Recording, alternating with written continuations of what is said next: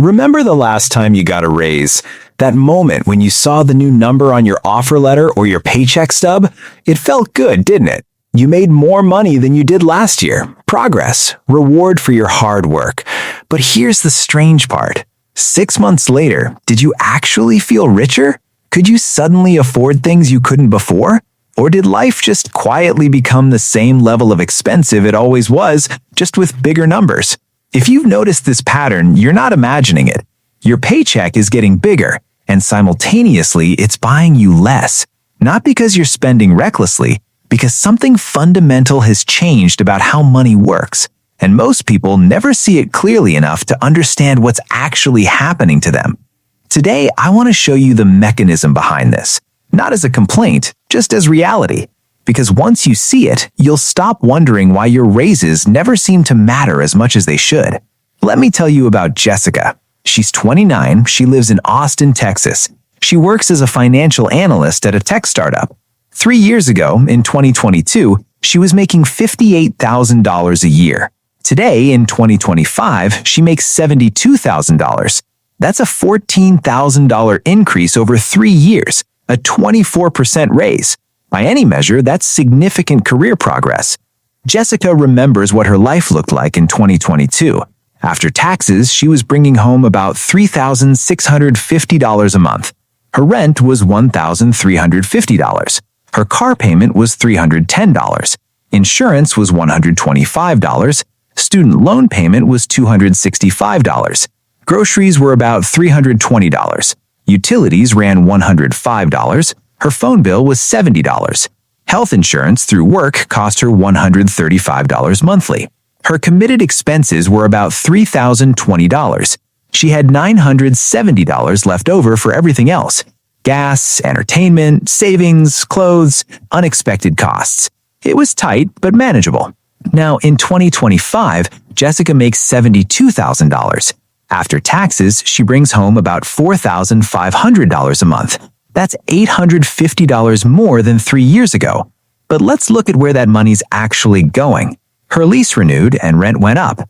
Then she moved to a slightly bigger place in the same neighborhood because she could afford it. Now it's $1,750. Her old car died last year, so she financed a newer used car. The payment is $425. Insurance went up to $155 because the car is newer and because rates went up for everyone. Her student loan is still $265. Groceries are now about $425. Utilities are $130. Phone is still $70. Health insurance went up to $180. Her committed expenses are now $3,400. She has $1,100 left over. Wait, 3 years ago she had $970 left over. Now she has $1,100. After a 24% raise, her actual discretionary income only increased by $130 a month. She's making $14,000 more per year and has $1,560 more per year in actual purchasing power. That's an 11% real increase from a 24% nominal raise. More than half of her raise evaporated into higher costs. So where did Jessica's raise actually go? The official inflation rate from 2022 to 2025 was about 12% cumulative. But that's an average, and averages hide what's actually happening to your specific expenses. Let me break down what actually increased for Jessica. Her rent went up 30%. That's not unusual. Rent in Austin increased faster than the national average, but even nationally, rent went up about 20% in that period. Groceries increased 32%. That's real. USDA data shows food costs rose substantially. Car insurance went up 24%, not just because her car is newer, but because insurance rates spiked across the board. Used car prices remained elevated, so her new car payment is 37% higher than her old one. The things Jessica needs to survive increased by 20 to 30%. Her salary increased by 24%. She barely kept pace. But here's the part most people miss. The 12% official inflation rate is a weighted average that includes things Jessica doesn't buy. It includes TVs, which got cheaper. It includes airline tickets, which fluctuate.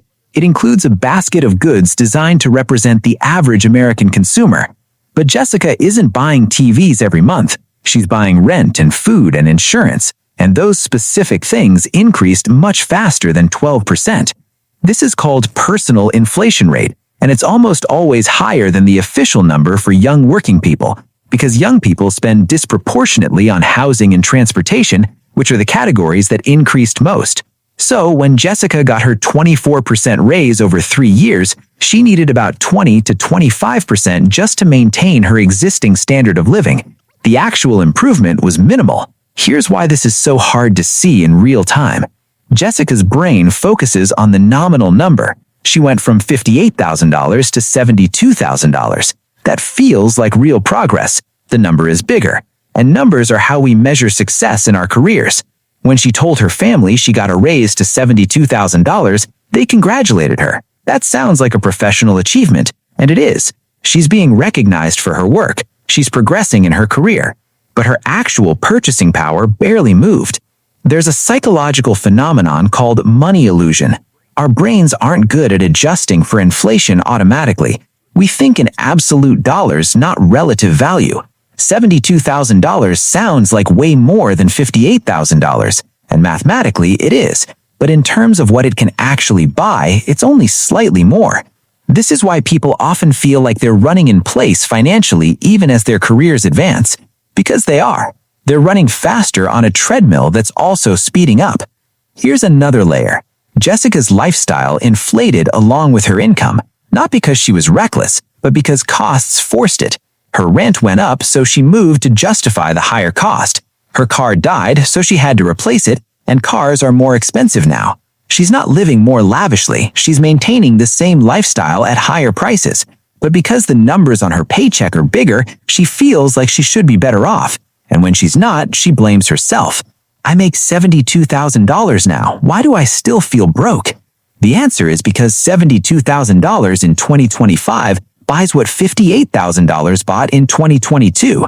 She's not broke, she's just experiencing inflation in the most direct way possible. Let's project Jessica's situation forward another 10 years if this pattern continues. If she continues getting 3 to 4% annual raises, which is typical, by 2035, she'll be making about $105,000. That's going to feel like a massive achievement, almost double what she makes now. But if inflation continues at 3% annually, and her personal inflation rate is closer to 4 to 5% because of housing and healthcare, her purchasing power at $105,000 in 2035 will be roughly equivalent to $72,000 today. She'll be earning more, her paycheck will be bigger, but her actual standard of living will be essentially unchanged. And here's what gets lost: the opportunity cost of this treadmill. Every dollar that goes to keeping up with inflation is a dollar that can't be invested. Jessica's not just failing to get ahead, she's failing to build wealth because inflation consumes what could have been savings. If she could actually save the full amount of her raises, she'd be putting away about $1,200 a month by now. Over 10 years at 7% returns, that would be over $200,000. But she's only able to save a fraction of that because inflation keeps eating the difference. This is the invisible tax on wages. Your salary grows, but your wealth doesn't, because the cost of living grows just as fast. So why doesn't this affect wealthy people the same way? Because wealthy people don't hold their wealth in cash or rely on salaries. They hold it in assets that inflate with or faster than the cost of living. When rent goes up 30%, landlords benefit. When food prices go up 32%, agricultural land becomes more valuable. When car prices go up, people who own car dealerships or auto stocks benefit. Inflation redistributes wealth from wage earners to asset owners. Jessica's raise was 24%, but her landlord's rental income went up 30%. Her salary is a lagging indicator. Asset values are a leading indicator. This is why financially intelligent people don't just try to earn more. They try to convert earnings into assets as quickly as possible. Because assets protect against inflation, salaries don't. Let me show you what this looks like practically. Someone in Jessica's position in 2022, making $58,000, could have chosen to live extremely frugally. Rent a room for $700 instead of a one-bedroom for $1,350. Drive a $5,000 car with no payment instead of financing. Keep expenses at $2,000 a month instead of $2,680. That would have freed up about $680 a month to invest. Over 3 years, investing $680 monthly at 7% returns would have created about $27,000 in investments. Now, in 2025, that $27,000 has grown with the market. It's inflation protected, and it's generating returns. That person's net worth increased, while Jessica's barely moved. Same starting salary, different choices, completely different outcomes. Here's what I want you to understand. Your paycheck feels bigger every year because the number is bigger, but it buys less because inflation outpaces raises for the specific things young professionals spend on. This isn't your fault. This isn't because you're bad with money. This is a structural feature of how wages and inflation interact. But once you see this pattern, you can stop expecting raises to change your financial life. They won't, not by themselves. A raise is only meaningful if it exceeds your personal inflation rate and you invest the difference. Otherwise, it's just treading water with bigger numbers. The people who build wealth understand this. They don't celebrate raises as windfalls. They see them as opportunities to increase the gap between income and expenses, and they protect that gap by converting it into assets that grow faster than their expenses grow. You can keep playing the game where you try to earn more and hope that solves things, or you can see the game clearly and play it differently. Your paycheck is getting bigger, that's real, but so is the cost of everything you need to live. And for most people, those two things are rising at about the same rate, which means career progress doesn't automatically translate to financial progress. It just means you're maintaining your position with bigger numbers. If you want something different, you have to actively protect your raises from inflation, either by aggressively controlling lifestyle inflation and investing the difference, or by shifting wealth into assets that appreciate faster than your expenses grow.